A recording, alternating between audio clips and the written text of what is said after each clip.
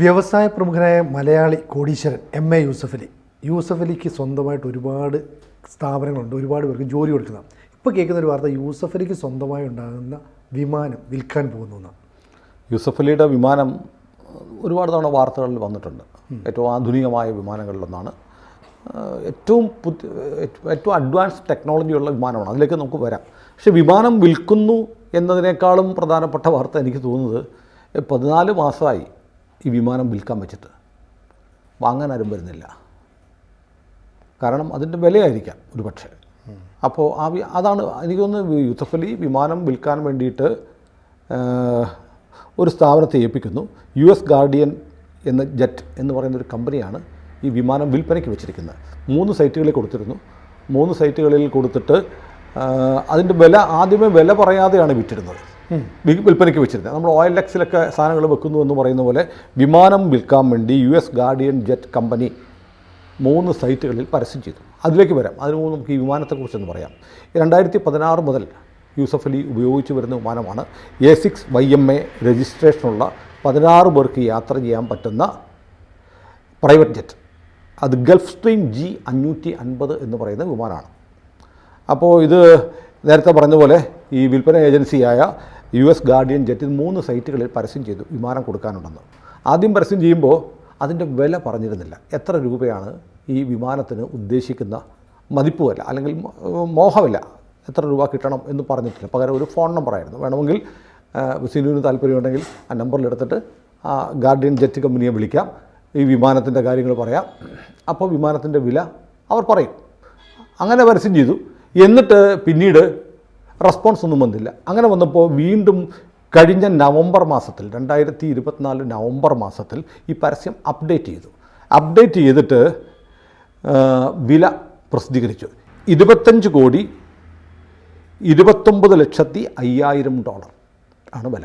എന്ന് പറഞ്ഞാൽ 214,64,87,375. ഒന്നുകൂടെ പറയാം, 216,64,87,375 ഇന്ത്യൻ രൂപ. ഈ രൂപ വിലയ്ക്കാണ് ഈ വിമാനം ഇപ്പോൾ വാങ്ങാൻ കഴിയുക. അതിപ്പോൾ സൈറ്റിലുണ്ട്. ആദ്യമേ ഇത് പരസ്യം ചെയ്തിരുന്നത് സ്റ്റാൻഡേർഡ്സൺ ആൻഡ് പാർട്ട്നേഴ്സ് ഏവിയേഷൻ എന്ന് പറയുന്നൊരു കമ്പനി ഉൾപ്പെടെ 3 കമ്പനികളാണ് ഇതിൻ്റെ പരസ്യം പ്രസിദ്ധീകരിച്ചത്. 3 കമ്പനികളെയാണ്, 3 സൈറ്റുകളെ, പരസ്യമല്ല 3 സൈറ്റുകളാണ് കൊടുത്തിരുന്നത്. പിന്നീട് സ്റ്റാൻഡേർഡ്സൺ ആൻഡ് പാർട്ട്നേഴ്സ് ഏവിയേഷൻ കമ്പനിയെ പിന്നീട് അതിൻ്റെ സൈറ്റിൽ നിന്ന് ഈ പരസ്യം ഒഴിവായി. ഇപ്പോൾ 2 സൈറ്റുകളിലേ ഉള്ളൂ. 2 സൈറ്റുകൾ പറഞ്ഞാൽ ഗ്ലോബൽ എയർ കൺട്രോളർ എന്ന് പറയുന്ന 2 വെബ്സൈറ്റുകളിലാണ് ഇപ്പോൾ ഈ വിമാനത്തിൻ്റെ ചിത്രം ഉൾപ്പെടെ അതിൻ്റെ വില ഉൾപ്പെടെ പ്രസിദ്ധീകരിച്ചിരിക്കുന്നത്. അപ്പം ഈ വിമാനത്തിൻ്റെ പ്രത്യേകത എന്ന് പറഞ്ഞാൽ 16 പേർക്ക് സഞ്ചരിക്കാം. ഏറ്റവും ലക്ഷൂറിയസ് ആയിട്ടുള്ള ആഡംബര വിമാനമാണ്. ഫുൾ ടാങ്ക് അടിച്ചാൽ 12,363 കിലോമീറ്റർ ദൂരം ഈ വിമാനം നിർത്താതെ പറക്കും. ഏറ്റവും ആധുനികമായ നാവിഗേഷൻ സൗകര്യങ്ങൾ, വാർത്താവിനിമയ സംവിധാനങ്ങൾ, സുരക്ഷാ സംവിധാനങ്ങളൊക്കെ ഉള്ള വിമാനമാണ്. അപ്പോൾ നമുക്കറിയാം യൂസഫ് അലിയെ സംബന്ധിച്ച് അദ്ദേഹം കേരളത്തിലെ ഇന്ത്യയുടെ തന്നെ അഭിമാനമായ ഒരു വ്യവസായിയാണ്. വ്യവസായി എന്ന് പറയാം. കാരണം എല്ലാവരും വ്യവസായി, അദ്ദേഹം വ്യാപാരമാണ് നടത്തുന്നതെങ്കിലും റീറ്റെയിൽ രംഗത്ത് ആണല്ലോ, അല്ലേ? ലുലു മാൾ ഉൾപ്പെടെയുള്ള സംരംഭങ്ങളൊക്കെ നടത്തുന്ന ഒരു വ്യാപാരി വ്യവസായിയാണ്. നമ്മുടെ ബിസിനസ്സുകാരൻ അതാണ്, അല്ലേ? ഒരു ബിസിനസ്, ഇന്ത്യയിലെ ഏറ്റവും ആകർഷണീയത ഉള്ള, അല്ലെങ്കിൽ ഏറ്റവും കൂടുതൽ സ്വാധീനമുള്ള ഒരു ബിസിനസ് മാഗ്നറ്റാണ് യൂസഫ് അലി എന്ന് പറഞ്ഞാൽ ആർക്കും തർക്കമില്ല. സിനു ആദ്യം പറഞ്ഞതുപോലെ ആയിരക്കണക്കിനല്ല 10,000-കണക്കിന് ആളുകൾക്ക് തൊഴിൽ കൊടുക്കുന്ന, കേരളത്തിൻ്റെ സാംസ്കാരിക സാമ്പത്തിക മേഖലകളിലൊക്കെ നിർണായക ഇടപെടലുകൾ നടത്തുന്ന, സാമൂഹ്യ സേവന രംഗത്തൊക്കെ വലിയ വ്യക്തിമുദ്ര പതിപ്പിക്കുന്ന, മലയാളിക്ക് അഭിമാനിക്കാവുന്ന, മലയാളിയുടെ ഒരു സ്പെസിമെൻ പോലെ എടുത്തു കാണിക്കാവുന്ന ആളാണ് യൂസഫ് അലി. യൂസഫ് അലി എന്തിനാണ് ഈ വിമാനം ഇപ്പോൾ അദ്ദേഹം കഴിഞ്ഞ 8.5 വർഷമായിട്ട് ഉപയോഗിച്ചിരുന്ന ഈ വിമാനം എന്തിനു വിൽക്കുന്നു എന്നതിൻ്റെ ഉത്തരം നമുക്ക് വന്നിട്ടില്ല. ഒരുപക്ഷെ കൂടുതൽ മികച്ച ഒരു വിമാനം വാങ്ങാനായിരിക്കാം. മുമ്പൊരിക്കൽ ഈ പനങ്ങാട് അടുത്ത് അദ്ദേഹത്തിൻ്റെ ഒരു വിമാനം, ഈ വിമാനം ഹെലികോപ്റ്റർ ഒരു അപകടത്തിൽപ്പെട്ടു. അതിലെ പൈലറ്റിൻ്റെ സ്തുത്യർഹമായ പ്രവർത്തനം കൊണ്ട് അദ്ദേഹത്തിന് കാര്യമായ പരിക്കൊന്നും ഇല്ലാതെ രക്ഷപ്പെട്ടു. പിന്നെ പൈലറ്റിനെ അദ്ദേഹം അഭിനന്ദിക്കുന്നുണ്ട്. പിന്നെ അദ്ദേഹത്തിന് ഒരു ശസ്ത്രക്രിയയൊക്കെ നടത്തിയിരുന്നു, അല്ലേ? അങ്ങനെ ചെറിയ പരിക്കുകളൊക്കെ ഉണ്ടായി. എന്തായാലും വൈമാനികൻ കാണിച്ച അസാമാന്യമായ പ്രാഗൽഭ്യത്തോടെ ആണ് ആ വിമാനത്തെ വലിയ അപകടത്തിൽ നിന്ന് രക്ഷപ്പെടുത്തി പനങ്ങാട്, എറണാകുളം ജില്ലയിൽ ഒരുപാട് പേരുടെ പ്രാർത്ഥനയൊക്കെ ഉണ്ട്. പിന്നെ തീർച്ചയായും അദ്ദേഹം ഒരു ഈ പറയുന്ന പോലെ ഒരുപാട് പേരുടെ നിത്യ പ്രാർത്ഥനകളിൽ ഉൾപ്പെടുന്ന ഒരു വ്യക്തിയാണ് യൂസഫ് അലി. കാരണം എത്ര 10,000-കണക്കിന് കുടുംബങ്ങൾ യൂസഫ് അലിയുടെ സ്ഥാപനങ്ങളിൽ ജോലിയെടുത്ത് ജീവിക്കുന്നുണ്ട്. അപ്പോൾ കേരളത്തിലെ ഏറ്റവും ഇൻഫ്ലുവൻഷ്യൽ ആയിട്ടുള്ള ഒരു ബിസിനസ്സുകാരനാണ് യൂസഫ് അലി. അപ്പോൾ അദ്ദേഹത്തിൻ്റെ വിമാനം വിൽക്കുന്നു എന്നുള്ളത് ഒരു വാർത്തയാണ്. മാത്രമല്ല ആ വിമാനം കഴിഞ്ഞ 13 മാസത്തോളമായി സൈറ്റിൽ വിൽപ്പനയ്ക്ക് വെച്ചിട്ട് ഇതുവരെ വാങ്ങാൻ ആരും വന്നിട്ടില്ല എന്നുള്ളത് മറ്റൊരു വാർത്തയാണ്. കാരണം നമ്മളൊരു ബൈക്ക് വിൽക്കാൻ വെക്കുന്ന പോലെ അല്ലല്ലോ ഒരു വിമാനം വെക്കുന്നത്. അപ്പോൾ വിമാനം വാങ്ങണമെങ്കിൽ അതിനുള്ള സാമ്പത്തിക ശേഷിയാണ്. ഇപ്പോൾ 231,67,00,000 പരം രൂപ ഒക്കെ കൊടുത്തിട്ടൊരു വിമാനം വാങ്ങാൻ ശേഷിയുള്ള എത്ര പേരുണ്ടെന്നുള്ളത് നോക്കണം. ഇപ്പോൾ വേറെ കാര്യം ഉണ്ടായിരുന്നു, ഏതെങ്കിലും ഒരു ഇന്ത്യക്കാരൻ ഈ കഴിഞ്ഞ സാമ്പത്തിക വർഷം ഈ പുതിയ സാമ്പത്തിക വർഷത്തിന് മുമ്പ് ഈ വിമാനം വാങ്ങുകയാണെങ്കിൽ ഡോളറിൻ്റെ വിനിമയ നിരക്കിലുള്ള വ്യത്യാസം കൊണ്ടൊരു 3-4 കോടി രൂപ ലാഭം കിട്ടിയേനെ. പക്ഷേ അത് വാങ്ങാൻ ആരും വന്നില്ല. ഇപ്പോൾ ഈ വിമാനം ഉള്ളത് അമേരിക്കയിലെ ഹിൽട്ടൺ ഇൻ്റർനാഷണൽ എയർപോർട്ടിൽ കഴിഞ്ഞ 1 വർഷവും 1 മാസവുമായിട്ട് പാർക്ക് ചെയ്തിരിക്കുകയാണ് വിമാനം. ഇത് പാർക്ക് ചെയ്തിരിക്കുന്നു എന്ന് പറഞ്ഞാൽ നമ്മൾ വെറുതെ അങ്ങ് പാർക്ക് ചെയ്താൽ പോരാ, അതിന് പാർക്കിംഗ് ഫീ കൊടുക്കണം. 1 വർഷവും 1 മാസമായിട്ട് വിമാനം അവിടെ കിടക്കുകയാണ്. അങ്ങനെ വെറുതെ പറക്കാതിട്ടാലും വിമാനത്തിന് കുഴപ്പമുണ്ടാവുമല്ലോ. അതുകൊണ്ട് ഈ ജൂൺ 2-ാം തീയതി, ഈ കഴിഞ്ഞ ജൂൺ 2-ന് രാവിലെ 10:37-ന് ഈ വിമാനത്താവളത്തിൽ നിന്ന് വിമാനം ഒന്ന് പറന്നുയർന്നു. എന്നിട്ട് ഒരു ടേക്ക് ഓഫ് നടത്തി, ഒന്ന് ചുറ്റി പറന്നിട്ട് 12:40-ന് വീണ്ടും ലാൻഡ് ചെയ്തു. കാരണം ഇടയ്ക്ക് പറക്കണമല്ലോ, ഉപയോഗിക്കാതിരിക്കാൻ പറ്റില്ല. പിന്നെ മാത്രമല്ല, ഏറ്റവും പ്രധാനപ്പെട്ട ഒരു കാര്യമുണ്ട്, ഓരോ 96 മാസം കഴിയുമ്പോഴും വിമാനങ്ങൾക്ക് ഒരു പരിശോധന അത്യാവശ്യമാണ്. അതായത് 96M എന്നാണ് ഈ പരിശോധനയ്ക്ക് പറയുന്നത്. ആ വിമാനത്തിൻ്റെ എല്ലാ ഭാഗങ്ങളും, ചിറക്, അതിൻ്റെ ഫ്ലാപ്പുകൾ, ഇന്ധന ടാങ്ക്, ക്യാബിന് തുടങ്ങി നട്ടും ബോൾട്ടും വരെ അഴിച്ച് പരിശോധിച്ചിട്ട് റീഫിറ്റ് ചെയ്യും.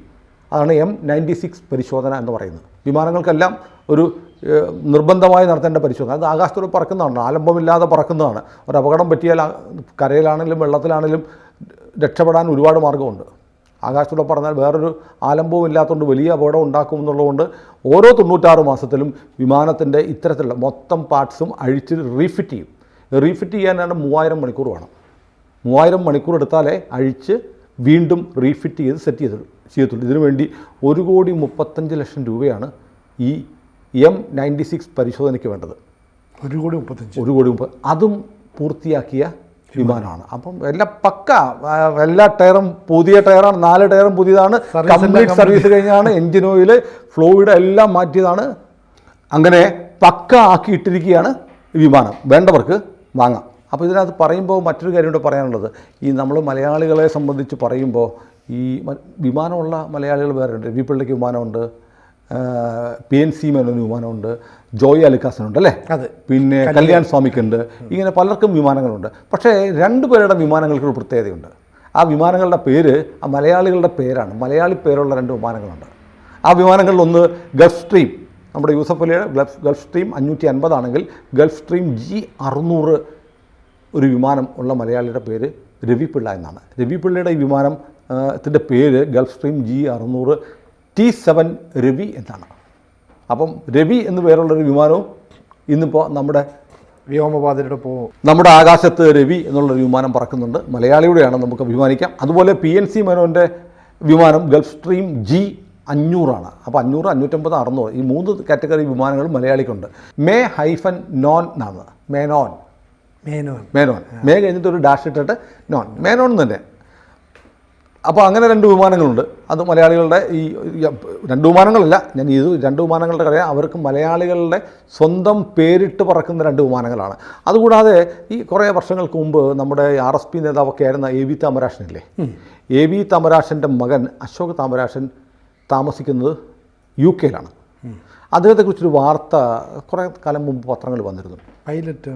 പൈലറ്റാണെന്ന് മാത്രമല്ല, പുള്ളി ഒരു കിറ്റ് വാങ്ങി, വിമാനത്തിൻ്റെ കിറ്റ്. സ്വന്തമായിട്ട് എന്നിട്ട് വിമാനത്തിൻ്റെ കിറ്റ് മേടിക്കാൻ കിട്ടും. അതായത് സൗത്ത് ആഫ്രിക്കയിലുള്ള ഒരു കമ്പനി, ഇങ്ങനെ ജോഹനാസ്ബർഗിലുള്ള ഒരു കമ്പനിയാണ് ഇത്തരം വിമാനത്തിൻ്റെ കിറ്റുകൾ ഉണ്ടാക്കുന്നുണ്ട്. ഈ കിറ്റുകൾ വാങ്ങിയാൽ നമുക്കത് അസംബിൾ ചെയ്ത് വിമാനാക്കാം. പൈലറ്റ് ലൈസൻസ് ഉണ്ടെങ്കിൽ പറപ്പിക്കാം. അങ്ങനെ അശോക് താമരാശൻ ഉണ്ടാക്കിയ 4 പേർക്ക് സഞ്ചരിക്കാവുന്ന ഒരു ഹോം മെയ്ഡ് വിമാനം ഉണ്ടാക്കി, ദിയ എന്നാണ് വിമാനത്തിൻ്റെ പേര്. ദിയ എന്നുള്ളത് അശോക് താമരാഷൻ്റെ മകളുടെ പേരാണ് ദിയ. അപ്പോൾ എന്ന് പറഞ്ഞാൽ എന്താ, ഇനിഷ്യലാണെന്ന് ചോദിക്കും. അല്ല, നമ്മുടെ വിമാനങ്ങളുടെയൊക്കെ വാലിൽ, ഇന്ത്യൻ വിമാനങ്ങളുടെ വാലിൽ VT എന്ന് കാണും. അത് ഇന്ത്യയുടെ കോഡാണ്. എന്ന് പറയുന്നത് ബ്രിട്ടൻ്റെ കോഡാണ്. അപ്പോൾ വിമാനത്തിൻ്റെ വാലിൽ VT എന്ന് കണ്ടാൽ അത് ഫ്ലാഗ് എന്ന് പറയുന്നില്ല, കപ്പലുകളിൽ ഫ്ലാഗ് എന്ന് പറയുന്ന പോലെ VT എന്ന് പറഞ്ഞാൽ ആ രാജ്യത്തിൻ്റെ പേര്, ഇന്ത്യയുടെ കോഡാണ്. എന്ന് പറഞ്ഞാൽ ബ്രിട്ടൻ്റെ കോഡാണ്. ദിയ എന്ന് പറയുന്ന വിമാനം ഈ പറഞ്ഞ പോലെ മറ്റൊരു മലയാളിയുടെ പേരുള്ള ഒരു വിമാനമാണ്.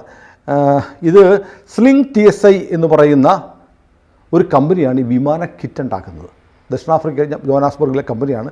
1400 പേർക്ക് ഇപ്പോൾ ഈ കമ്പനി സ്ലിംഗ് TSI എന്ന് പറഞ്ഞ ഈ കമ്പനി വിമാന കിറ്റുകൾ വിറ്റിട്ടുണ്ട്.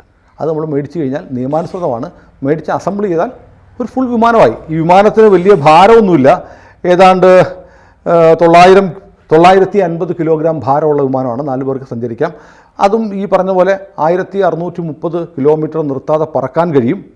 18,000 അടി വരെ ഉയരത്തിൽ പറക്കാൻ പറ്റുന്ന വിമാനമാണ്. അതിൻ്റെ കിറ്റ് മാർക്കറ്റിൽ ലഭ്യമാണ്. പൈലറ്റ് ലൈസൻസ് ഉണ്ടെങ്കിൽ അത് മേടിച്ച് സുഖമായിട്ട് പറപ്പിച്ചിറക്കും. ഒരെണ്ണം മേടിക്കുന്നോ? അത് മേടിക്കാനുള്ള സാമ്പത്തികമൊന്നും ഇല്ല. പൈസ എത്രയെന്ന് അറിയത്തില്ലല്ലോ. $3,30,000 എന്ന് പറഞ്ഞാൽ 28 കോടി 30 ലക്ഷത്തി 30 ലക്ഷത്തിൽ പരം രൂപ ഉണ്ടെങ്കിൽ വാങ്ങാം. ഡോളറായിട്ട് കൺവേർട്ട് ചെയ്തതാണ്. എൻ്റെ ഗുണം ശരിയായില്ല. എന്നാലും അത്രയും 28 കോടി എന്ന് പറയുമ്പോൾ തന്നെ ഒരു വലിയ എമൗണ്ട് ആയില്ലേ? അതെ, 28 കോടി ഉണ്ടെങ്കിൽ വിമാനമല്ലേ, വീട്ടിൻ്റെ മുറ്റത്തൊരു വിമാനം ഇടാം. വീടിൻ്റെ മുറ്റത്തൊന്നും ഇടാൻ പറ്റില്ല. എയർപോർട്ടിൽ ഇടേണ്ടി വരും. എയർപോർട്ടിൽ ഇടേണ്ടി വരും. അവിടുത്തെ വാടകയൊക്കെ കൊടുക്കേണ്ടി വരും. അപ്പോൾ ഈ പൈലറ്റ് ലൈസൻസ് എന്തായാലും വേണം. അപ്പോൾ ഈ കിറ്റ് കൊടുത്താൽ വോട്ട് മാത്രമല്ല, കിറ്റ് വഴി വിമാനവും കിട്ടും. അപ്പോൾ ഞാൻ പറയുന്നത് മലയാളികൾക്ക് ലോകത്തിൻ്റെ എല്ലാ ഭാഗത്തും മലയാളി സ്വന്തം വ്യക്തിമുദ്ര പതിപ്പിക്കുന്നുണ്ട്. അപ്പോൾ യൂസഫ് അലിയുടെ വിമാനം, രവി പിള്ളയുടെ വിമാനം, PNC മേനോൻ്റെ വിമാനം, അല്ലെങ്കിൽ കല്യാൺ സ്വാമിയുടെ വിമാനം, ജോയി അലുക്കാസിൻ്റെ വിമാനം എന്നൊക്കെ പറയുന്ന പോലെ ആ വിമാനങ്ങളുടെ കൂട്ടത്തിൽ നമ്മുടെ അശോക് താമരാക്ഷൻ്റെ ദിയ എന്ന് പറയുന്ന വിമാനമുണ്ട്. അസംബിൾ ചെയ്ത വിമാനമാണ്. എന്നാലും പ്രേക്ഷകരുടെ അറിവിലേക്ക് ആ സൈറ്റിൽ ഇപ്പോഴും യൂസഫ് അലിയുടെ വിമാനം വിൽപ്പനയ്ക്കുണ്ട്. താല്പര്യമുള്ളവർക്ക് നോക്കാവുന്നതാണ്. കൂടുതൽ വാർത്തകളും വിശേഷങ്ങളും നിങ്ങളിലേക്ക് എത്താൻ ABC മലയാളം സബ്സ്ക്രൈബ് ചെയ്യുക, ബെൽ ബട്ടണും അമർത്തുക.